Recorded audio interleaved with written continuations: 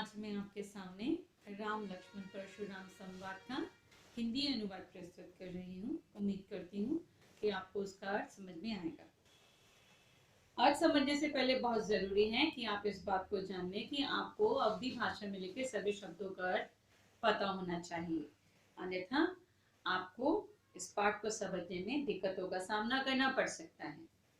मैं एक एक पंक्ति को समझाने का प्रयास करूंगी। नाथ शंभुधनु, शंभुधनु यानी शिव धनुष, भंज निहारा, भंज निहारा मतलब जिसने भी इसको भंग किया है या नष्ट किया है, कोई ही को एक दास तुम्हारा, कोई ही होगा, को कोई एक दास तुम्हारा, यानी कि वो तुम्हारा केवल एक दास ही होगा। यानी कि सामर्थ्य शिव धनुष को तोड़ने का किसी और के पास नहीं, जो परशुराम का दास है उसी के पास ये सामर्थ्य होगा। ये बात ध्यान में रखते हुए राम ने ये पंक्तियां परशुराम को बोली। और आयेसु काह कहिए किन मोही, और आज्ञा मांगी कि आप मुझे कुछ कहने का अवसर दीजिए। सुनी रिसाई, सुनते ही रिसाई क्रोध में आकर बोले मुनि को ही यानी कि क्रोधी, मुनि, मुनि यानी परशुराम। क्रोध में आकर परशुराम ने कहा, सेवकु सो जो करे सेवकाई। सेवक वो होता है जो सेवा करने का कार्य करता है। अकरनी करी कर ये लड़ाई, अकारण क्या वो लड़ाई मोल लेता है। सुनहु राम, हे राम ध्यान से सुनो, जे ही शिव धनु तोड़ा, जिसने भी शिव धनुष को तोड़ा है। सहस बाहु सम सो रिपु मोरा, सहस्र बाहु के समान वो मेरा रिपु, रिपु मतलब शत्रु है।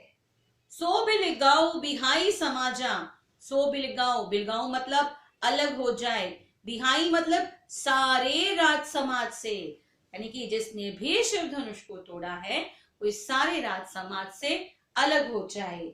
नाते मारे चहे ही सब राजा, नहीं तो यहाँ चहे ही मतलब उपस्थित, जितने भी राजा यहाँ उपस्थित हैं मारे जाएंगे। नाते मारे चहे ही सब राजा, यानी यहाँ उपस्थित सारे राजा मारे जाएंगे। सुनी मुनि वचन लखन मुस्काने, मुनि के वचनों को सुनकर लखन ने मुस्कुराना शुरू कर दिया। बोले परशुधर ही अवमाने, और परशुधर ही परशु को धारण करने वाला कौन? परशुराम।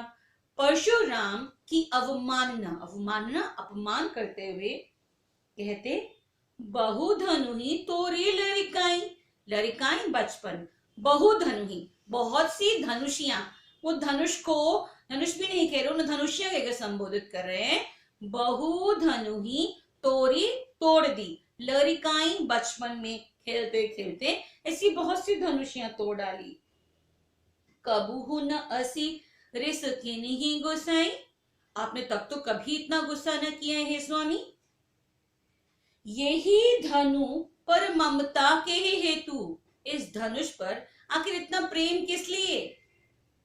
सुनी रिसाई कहे भृगुकुल केतु, सुनी रिसाई, इसी का रिसाई का अर्थ मैंने पहले भी आपको समझाया था कि क्रोध में आकर बोले भृगुकुल केतु, भृगुकुल के वंशज, यानी कि परशुराम बोले, रे नृपबालक, हे राजा के पुत्र, काल बस, तुम काल के बस में हो, यानी कि मृत्यु के वश में हो।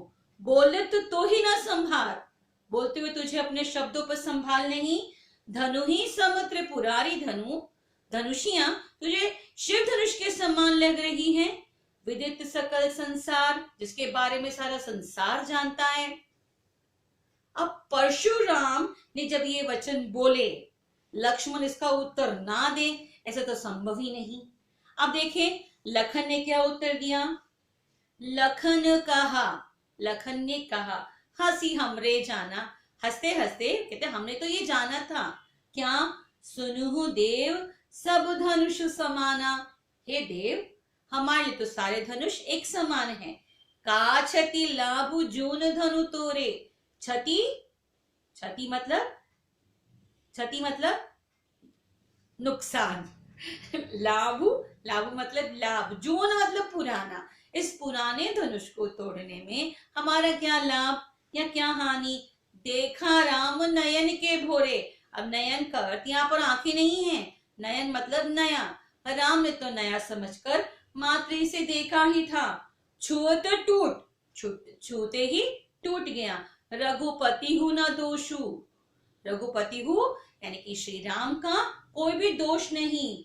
मुनि बिनु काज करिए कतरोषु, हे मुनि बिना कारण आप इतना क्रोध क्यों कर रहे हैं?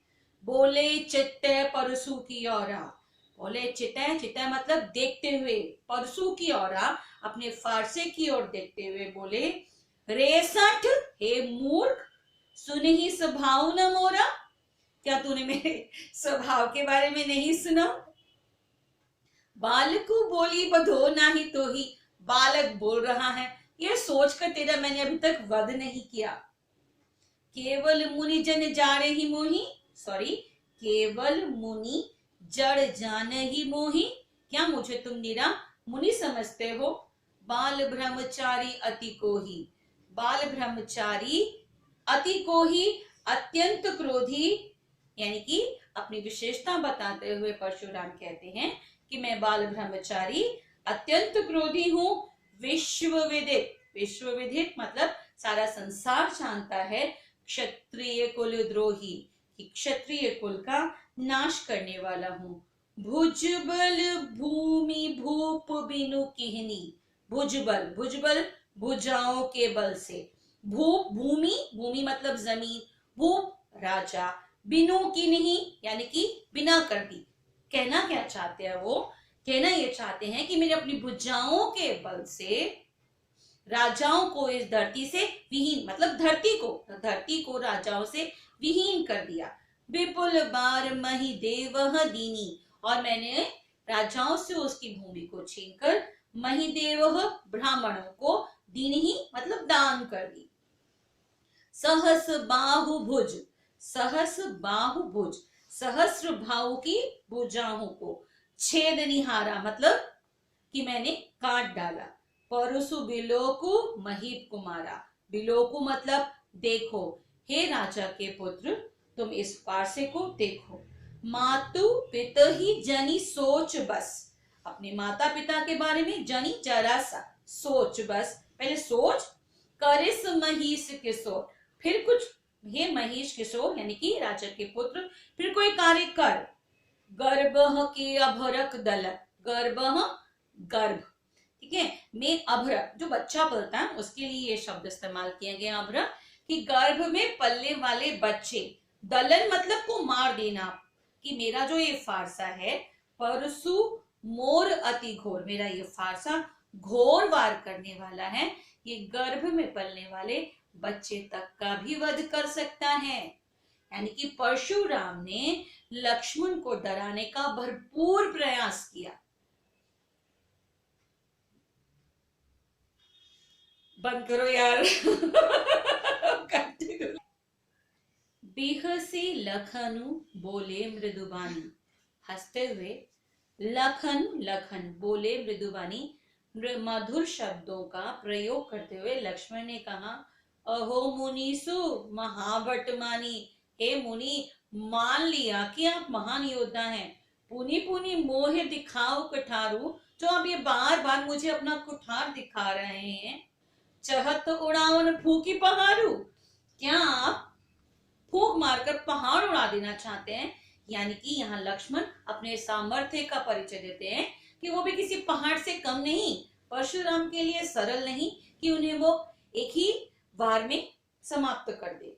यहाँ कुंभड़वतिया को नहीं, यहाँ कोई भी कुंभड़वतिया, हमने सीताफल का एक फल देखा होगा कि दिखने में बहुत विशाल काय होता है पर खोखला होता है।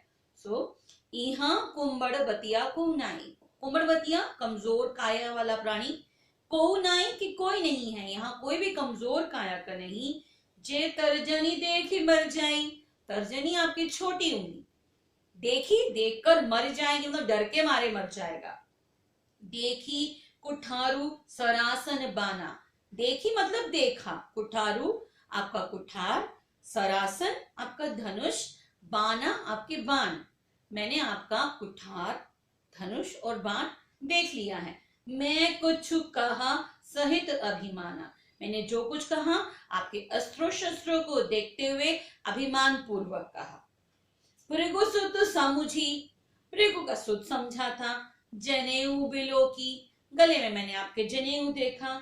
जो कछु कहू, जो कुछ आपने कहा सहोर सुरो की, सहन कर लिया, अपना गुस्सा मैंने कंट्रोल किया, यानी कि सहन किया, और जो कुछ आपने कहा वो सब चुपचाप सहन कर लिया।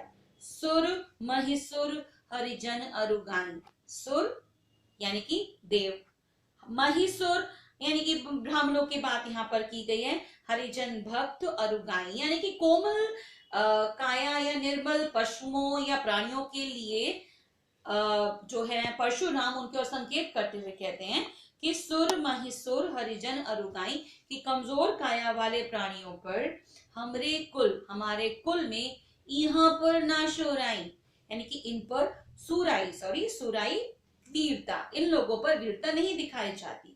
बधे पापू, मार देंगे तो पाप लगेगा। अप कीर्ति हारे, अगर इन्हें हरा देंगे तो हमें ही अपयश प्राप्त होगा। ठीक है, मारतु हूं पाप और ये तुम्हारे, यानी कि अगर आप हमें मारेंगे ना तभी मैं आपके पांव ही पड़ूंगा। यानी कि लक्ष्मण यहाँ समझाना चाहते हैं कि यदि वो अभिमान पूर्वक शब्दों का प्रयोग परशुराम से कर रहे हैं तो केवल मात्र उनके अस्त्रों शस्त्रों को देखते हुए, अन्यथा तो उन्हें ब्राह्मण का पुत्र समझा था।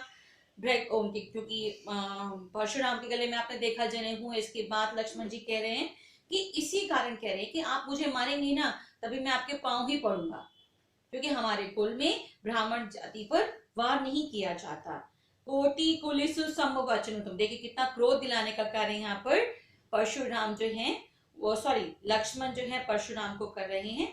कोटि कुलिस, कोटि मतलब करोड़ों, कुलिस कड़वे, समवचन तुम्हारा, यानी कि करोड़ों जो तुम्हारे वचन है ना वो बहुत ही कठोर हैं या कड़वे हैं। वचन तुम्हारा व्यर्थ धरगु धनु बाण कुठारा, यानी कि बेकार में आपने ये धनुष बाण धारण किया हुआ है। यानी कि व्यक्ति को मारने के लिए अस्त्र शस्त्रों की आवश्यकता नहीं है, कठोर वचन बोल दीजिए, व्यक्ति तो ऐसे ही मर जाएगा। तो परशुराम पर व्यंग्य करते हुए लक्ष्मण जी कह रहे हैं कि आपके करोड़ों जो कड़वे वचन है ना यही अस्त्र शस्त्रों के समान हैं। आपने बेकार में ये धनुष बाण धारण किया हुआ है। जो बिलोकी अनुचित कही हूं, बिलोकी मैंने बताया था, बिलोकी देखते हुए, जो भी कुछ देखते हुए, यानी कि कहा मैंने अनुचित कही हूं, अनुचित कही यानी कि अनुचित कहा। क्षमहु महामुनि धीर, हे महामुनि आप मुझे माफ कर दीजिए। सुनी सरोष, सरोष रोष सहित, यानी कि रोष के सहित, क्रोध के सहित जब मुनि ने ये वचनों को सुना, बोले गिरा गंभीर, यानी कि अगेन बोलती हूं मैं आपसे, सुनी सरोष भृगुवंश बनी, यानी कि सरोष क्रोध में आकर भृगुवंश बनी।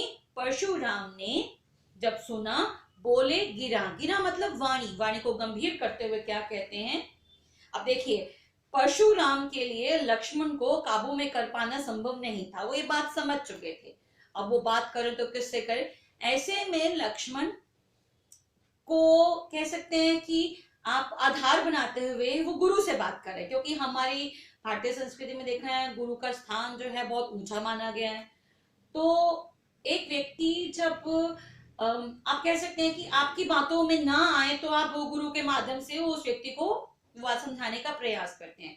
कौशिक यहाँ विश्वामित्र के लिए कहा है, जो राम और लक्ष्मण के गुरु हैं। कौशिक सुनुहु, हे कौशिक सुनुहु, कौशिक विश्वामित्र सुनो। मंद ये हूँ बालक, ये बालक जो है वो क्या है, मंद बुद्धि का है। कुटिलु काल बस निज कुल घालक, कुटिल मतलब एक ऐसा कपटी व्यक्ति के लिए हम ये शब्द इस्तेमाल करते हैं। काल बस हमने पहले भी समझा था, काल के बस में। निज मतलब अपने कुल, अपने ही कुल का, घालो घातक, यानी कि ये ऐसा व्यक्ति है परशुराम जो है विश्वामित्र से लक्ष्मण के बारे में इस तरह के शब्दों का प्रयोग कर रहे हैं कि ये कपटी है, काल के बस में है, अपने ही कुल के लिए घातक बना हुआ है। भृगुवंश राकेश कलंकु, और साथ में ये भी कहा कि सूर्यवंश रूपी आपका जो इनका वंश है, सूर्यवंश यानी कि रघुकुल की विशेषता है कि हम सूर्यवंशियों का कुल कहते हैं उन्हें। राकेश कलंकु यानी कि उस पे राकेश, राकेश चांद पर लगे धब्बे के समान है। निपट निरंकुश, निरंकुश, आप हर चीज अपने काबू में करने वाला। अबुधु, अबुधु मतलब अबोध, अज्ञानी। अशंकु, शंका रहित, बिना कुछ सोचे समझे बोलने वाला बालक है। काल कवलु होई छन माही, काल कवलु काल के वश में, होई ही हो जाएगा, क्षण माही कुछ ही क्षणों में मैं इसे काल के बस में कर दूंगा। कहो पुकारी, पुकार कर कह देता हूं, खोरी मोही नाही, यानी कि मुझे फिर खोरी दोष, मोही नाही मुझे फिर दोष मत देना। तुम हो हट कहूं, हट कहूं मतलब मना करो, यानी कि अब गुरु से कहा जा रहा है कि वो अपने शिष्य को मना करे। जो चहु उबारा, उबारना चहु चाहते हैं, उबारना मतलब बचाना चाहते हैं या इसे प्रोटेक्ट, इसे मतलब सुरक्षा देना चाहते हैं। तुम हट कहूं जो चहु उबारा, तुम इसे सुरक्षा प्रदान करना चाहते हो तो तुम ही अब इसका उद्धार करो, इससे मना करो। कही प्रताप बल रोष हमारा, मेरे मेरे प्रताप, मेरे बल और मेरे रोष के बारे में कहो। अब लखन ने जब ऐसे वचन सुने, वो कहा अपने गुरु को देखते। अब लक्ष्मण ने क्या कहा, लखन कहे हूं मुनि सु जसु तुम्हारा, के हे मुनि जो तुम्हारा सुयश है, तुम ही अछत को बरने पारा, तुमसे अच्छा कौन उसका वर्णन करेगा। क्यों मेरे गुरु को बीच में ला रहे हो, मतलब भाव ये था उनका। तुम हूं अपने मुंह तुम आपनी करनी, अपने ही मुंह से तुम अपनी करनी का बखान कर रहे हो। बार अनेक भांति बहुभरनी, भांति बहुभरनी मतलब एक ही बात को बार बार अलग अलग तरीके से प्रस्तुत करे हो। ना ही संतोष, संतोष नहीं हुआ तब पुण्य कुछ कहो, तो दोबारा कुछ कह लो। जनी रिस रोकी दुस्सह दुख सहु, इतना क्रोध रोक के असहनीय दुख क्यों आप बर्दाश्त करें, यानी कि क्रोध रोक मत रोकिए, यानी कि जो कुछ और कहना आप वो भी कह लीजिए। वीर व्रती तुम धीर अशोभा, वीरता को धारण करने वाले धैर्यवान महामुनि आप जो हैं, गाली देत न पावहु शोभा, गाली देते हुए आप शोभा नहीं देते। यानी कि लक्ष्मण ने इस तरीके से परशुराम को क्रोध दिला दिया।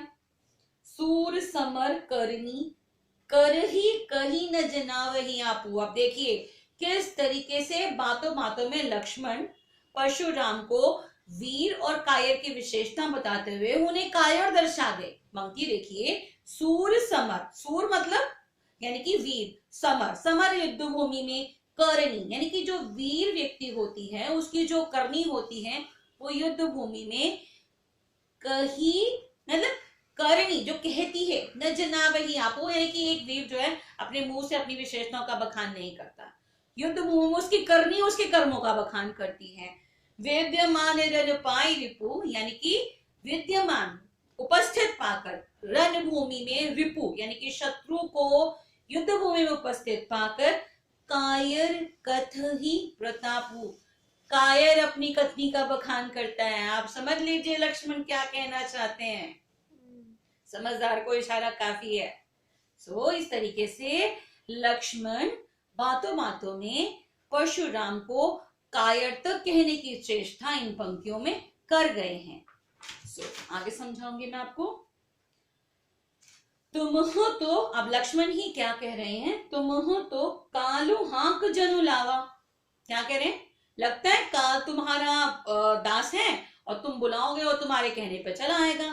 तुम हो तो, तुमने कहा, कालू, कालू मतलब काल, यमराज, हाँक हो, हाँक मतलब हाँक के आना, चले आना, जनुलावा लगता है मुझे ऐसे कि तुम्हारे कहने पर काल यही हाँक कर चला आएगा। बार बोर मर मुही लगा, लगता है बार बार आप उसे आप मेरे लिए बुला रहे हैं। सुनत लखन के वचन कठोरा, अब जैसे ही लखन के कठोर वचनों को परशुराम ने सुना, परसु सुधारी और फारसा धारण कर लिया। धरे हूं कर घोरा, और धारण घोर वार करते हुए, फारसे का वार करते हुए यानी कि धारण कर लिया, मतलब लक्ष्मण को मारने के लिए फारसा धारण कर लिया। अब जनी देई दोष मोहि लागू, कटु बालू बादी बालकू बद जोगू, यानी कि अभी कुछ दोष मत देना मुझे ये बालक जो है कड़वे वचन बोलने वाला, कटुवादी कड़वे वचन बोलने वाला बालकु बद जोगु मरने ही योग्य है। बालकु बोली, बालक समझा था, बहुत मैं बाचा, बहुत बख्शा मैंने, इसे बचाया, इसे अब ये उमर निहार भा साचा, सच्चा साचा सच्चाई में, मर निहार मरने वाला, ये है, यानी कि अब यह बालक सच में ही मेरे हाथों मरने वाला है। कौशिक कहा, परशुराम का क्रोध बढ़ रहा है। लक्ष्मण युक्तियां करे चले जा रहे हैं अब लक्ष्मण को शांत कराने के लिए और परशुराम के क्रोध को शांत कराने के लिए। विश्वामित्र देखते हैं क्या कहते हैं। कौशिक को कहा, विश्वामित्र ने कहा, क्षमिया अपराधु, मतलब माफ कर दीजिए इसके अपराधों को।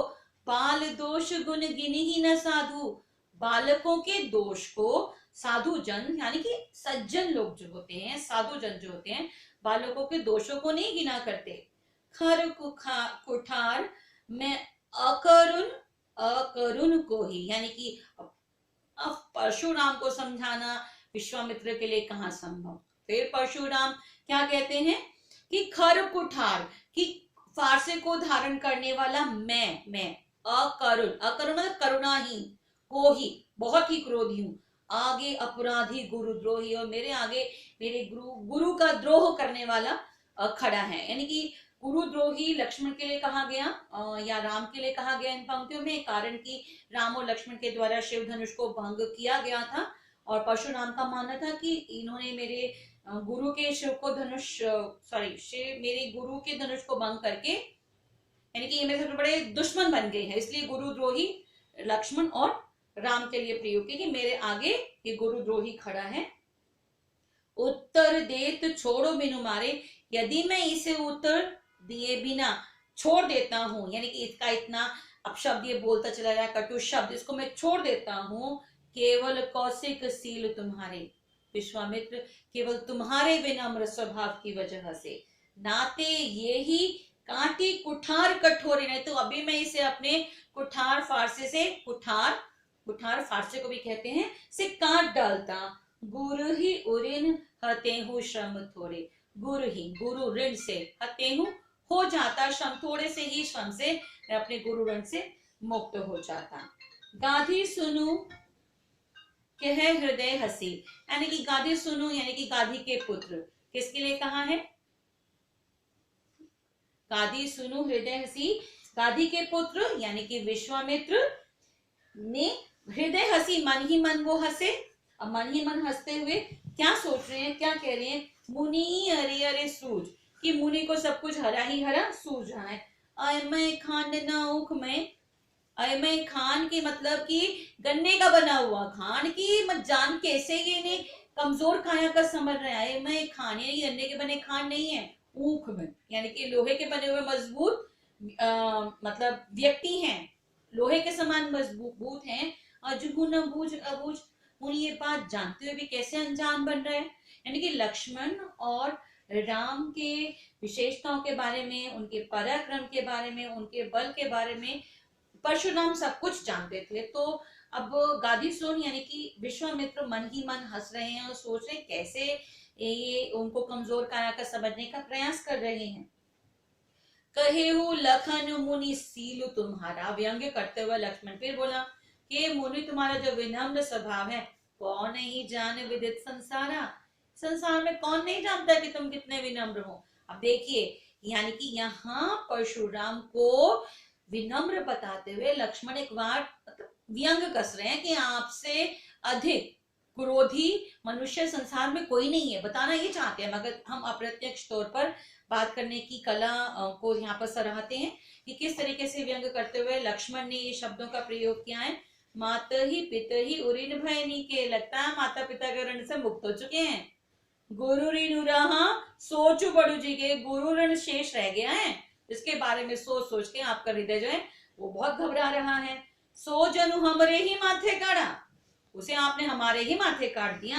दिन चली गए ब्याज बड़ी बाला, लगता है दिन बहुत बीत गए हैं, ब्याज बहुत बढ़ गया है। अब आनिया व्यवहारिया बोली कि आप किसी व्यवहार करने वाले को बुला लीजिए।